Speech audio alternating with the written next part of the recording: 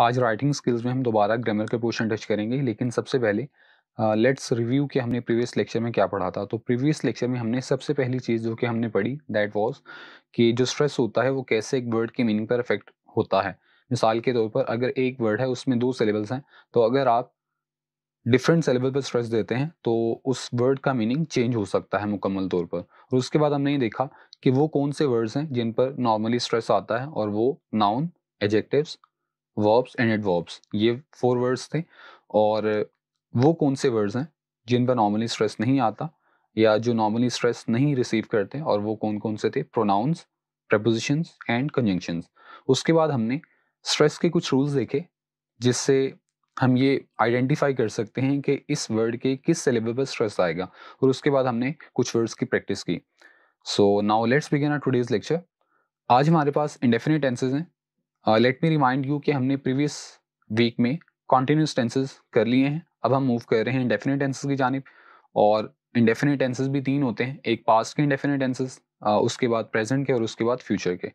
So let's start from past indefinite tense. सबसे पहले मैं आपको इसका स्ट्रक्चर बता दूं। प्रीवियस लेक्चर में आपको एक चीज़ बता दी गई थी कि जो एक सेंटेंस होता है इंग्लिश लैंग्वेज का, उसमें जो वर्ड ऑर्डर होता है वो SVO होता है, यानी सबसे पहले सब्जेक्ट आता है और उसके बाद वर्ब आता है और उसके बाद एंड पर ऑब्जेक्ट आता है। तो यहाँ से एक चीज़ कॉमन है, हर स्ट्रक्चर में चाहे वो जोन से मर्जी टेंस का हो, subject will always be at the start and object will always be at the end. तो हमारे पास अब इसका स्ट्रक्चर है, सब्जेक्ट जो कि आपको पता है स्टार्ट में आता है, ऑब्जेक्ट जो कि आपको पता है आखिर पर आता है। बस यहाँ पर वर्ब की फॉर्म जो होगी वो सेकंड फॉर्म होगी। और आपको ये भी बता दिया गया है कि वर्ब की 4 फॉर्म्स होती हैं, first form, second form, third form and ING form. ING form is also called fourth form. तो वर्ब की सेकंड फॉर्म ये वो वाहिद फॉर्म है जो कि सिर्फ एक टेंस में इस्तेमाल होती है, that is past indefinite tense.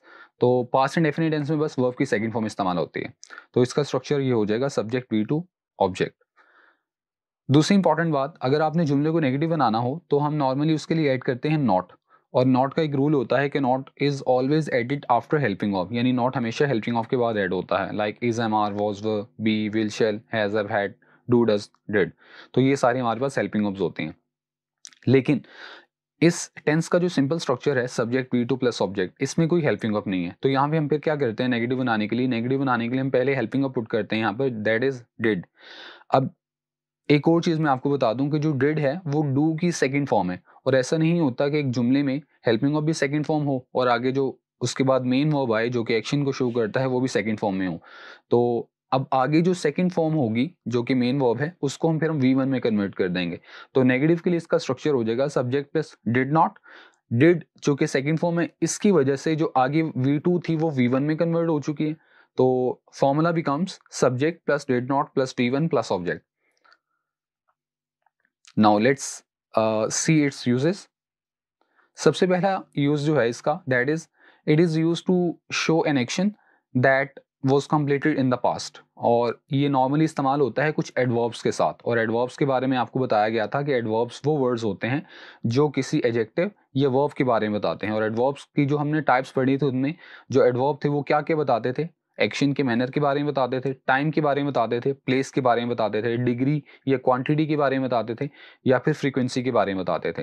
तो अगर आपने किसी ऐसे एक्शन को शो करना हो जो कि माजी में मुकम्मल हुआ हो और उसमें आप कोई एडवर्ब भी ऐड कर दें, तो वहां पे आप पास्ट इंडेफिनिट टेंस यूज कर सकते हैं। For example, the steamer sailed yesterday.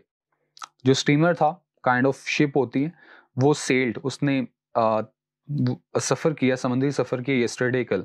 तो यहाँ पर देख लें आप, जो स्टीमर है दैट इज सब्जेक्ट, उसके बाद sailed that is second form of verb, और उसके बाद यस्टरडे एक एडवर्ब आ रहा है और ये बता रहा है कि किस वक्त उसने सेल किया, कब सेल किया, कल, यस्टरडे, गुजरा हुआ कल। तो ये पास्ट को शो कर रहा है, तो यहाँ पे पास्ट इंडेफिनिट टेंस यूज हुआ है। Another example is I received his letter a week ago. मुझे उसका खत एक हफ्ता पहले मौसूल हुआ या रिसीव हुआ। तो यहाँ पे भी सेकंड फॉर्म इस्तेमाल हो रही है, रिसीव की सेकंड फॉर्म है रिसीव्ड। और यहाँ पे एक एडवर्ब इस्तेमाल हो रहा है that is ago, week ago. और next example is she left school last year. और लेफ्ट, लीव की सेकंड फॉर्म है, तो यहाँ पे भी सेकंड फॉर्म इस्तेमाल हो रही है, that comes in past indefinite tense. और लास्ट ईयर जो है यहाँ पे एक एडवर्ब है। तो यहाँ पे तीनों एग्जांपल्स में कोई ना कोई एडवर्ब यूज हुआ है जो कि टाइम के बारे में बता रहा है। Another use of past indefinite tenses, बिल्कुल वही यूज़ है ये जो कि हमने फर्स्ट नंबर पे पढ़ा है, लेकिन इसमें ये होगा कि यहाँ पर नॉर्मली जो एडवर्ब ऑफ टाइम होता है वो हम नहीं लिखते यूज़ करते, और जब हम पास्ट इंडेफिनिट टेंस यूज़ करते हुए कोई एडवर्ब ऑफ टाइम नहीं यूज़ करेंगे, जैसा कि हमने प्रीवियस यूज़ की एग्जांपल्स में हमने यूज़ किया था, तो वहाँ पे हम जो टाइम है वो कॉन्टेक्स्ट के मुताबिक, मतन के मुताबिक हम समझ सकते हैं। मिसाल के तौर पर देयर आर टू फ्रेंड्स, वो आपस में बात कर रहे हैं कि how was your day yesterday, कल का आपका दिन कैसा था। तो एक शख्स ने आंसर किया आई डिडंट स्लीप वेल, मैं अच्छे तरीके से नहीं सो सका। तो यहाँ पे ऑल्दो ये कोई इसमें टाइम नहीं है, एडवर्ब नहीं है, लेकिन उनकी कॉन्वर्सेशन से बिल्कुल ज़ाहिर है, जो कि प्रीवियस सेंटेंस मैंने आपको बोला कि how was your day yesterday, आपका कल का दिन कैसा था। तो इस जुमले से बिल्कुल क्लियरली शो हो रहा है कि इस टेंस में, इस जुमले में कल वाले टाइम की बात हो रही है, यानी जो टाइम है वो कल वाला है, ऑल्दो इसमें मेंशन नहीं किया गया। तो ऐसी सिचुएशंस में भी आप पास्ट इंडेफिनिट टेंस को इस्तेमाल कर सकते हैं। इसके बाद Babar defeated Raza in the race, Babar ने रेस में रजा को शिकस्त दे दी। तो इसमें भी कोई कॉन्टेक्स्ट होगा जिसके मुताबिक आपको उसको समझ सकते हैं। तो जब भी पास्ट इंडेफिनिट टेंस का कोई एग्जांपल्स हो और उसमें कोई एडवर्ब ऑफ टाइम इस्तेमाल नहीं किया गया, तो इसका ये मतलब है कि उस चीज़ को हम कॉन्टेक्स्ट के मुताबिक समझ सकते हैं, किसी स्टोरी से समझ सकते हैं, या आप कह लें किसी पैराग्राफ में समझ सकते हैं, क्योंकि वो जो लाइन होगी, वो जो सेंटेंस होगा, वो किसी पैराग्राफ में इस्तेमाल किया होगा, और उस पैराग्राफ का कॉन्टेक्स्ट समझते हुए हम उस जुमले का जो टाइम होगा, एडवर्ब ऑफ टाइम होगा, उसको हम समझ सकते हैं। और अब यहाँ से आपको ये बताया गया है कि एक पास्ट इंडेफिनिट टेंस में हम एडवर्ब ऑफ टाइम इस्तेमाल भी कर सकते हैं और नहीं भी इस्तेमाल कर सकते। Both the cases are good. Next use of this tenses, it is also use to show past habits, यानी ये माजी की आदतों को शो करने के लिए इस्तेमाल होता है जो कि अब प्रेजेंट में मौजूद ना हो, जो कि आप ना करते हो। मिसाल के तौर पर he studied many hours every day, वो हर दिन काफ़ी घंटे पढ़ा करता था। तो ये पास्ट हैबिट को शो करने के लिए इस्तेमाल हो रहा है। She always carried an umbrella, वो हमेशा अपने साथ एक छतरी रखती थी। तो यहाँ पे भी ये पास्ट हैबिट को शो करने के लिए इस्तेमाल हो रहा है।